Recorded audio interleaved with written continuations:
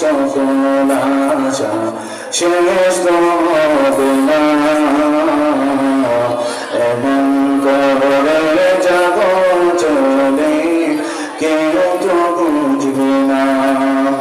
দলাল কুটা বাড়ি গাড়ি সবে রবে বয়ে,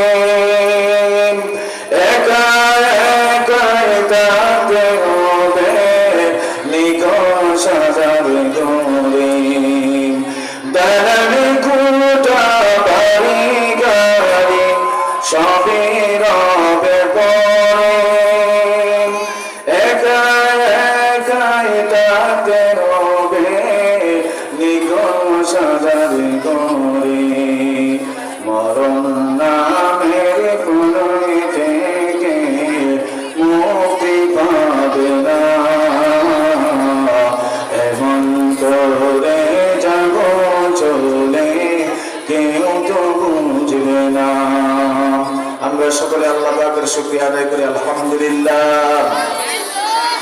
আজিমনগর ঐতিহ্যবাহী দ্বীনি শিক্ষা প্রতিষ্ঠান আজিমনগর এমদাদিয়া হাফিজিয়া মাদ্রাসার উদ্যোগে আয়োজিত ৪৭তম বার্ষিক ইসলামী মহাসম্মেলন, অধ্যকার বার্ষিক ইসলামী মহাসম্মেলনের অত্যন্ত মুআজ্জাজ মুকাররম সম্মানিত সভাপতি, আজকের মাহফিলের অতিথিবৃন্দ, এলাকার সর্বস্তরের মুসলমান ভাই বোনেরা, আল্লাহ পাক রব্বুল আলামিনের বড় রহম এবং করম, আল্লাহ তাআলা আমাদেরকে আজকের এই মাহফিলে হাজির হবার তৌফিক দিয়েছেন, এই জন্য আবারও শুকরিয়া আদায় করছি আলহামদুলিল্লাহ।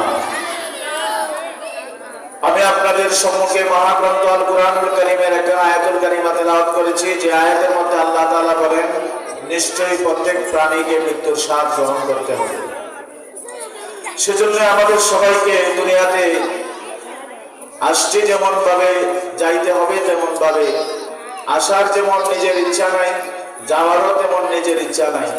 আসছি একজনের হুকুমে, যাব একজনের হুকুমে। যিনি আমাদেরকে পাঠাইছেন আর যিনি আমাদেরকে দুনিয়া থেকে নেবেন তিনি কে বলেন তো? জুড়ে বলেন, তিনি কে? আল্লাহ রব্বুল আলামিন বলেন, পৃথিবীর মানুষেরা, আমি আল্লাহ তাআলা তোমাদেরকে হায়াতের জিন্দেগি দান করেছি।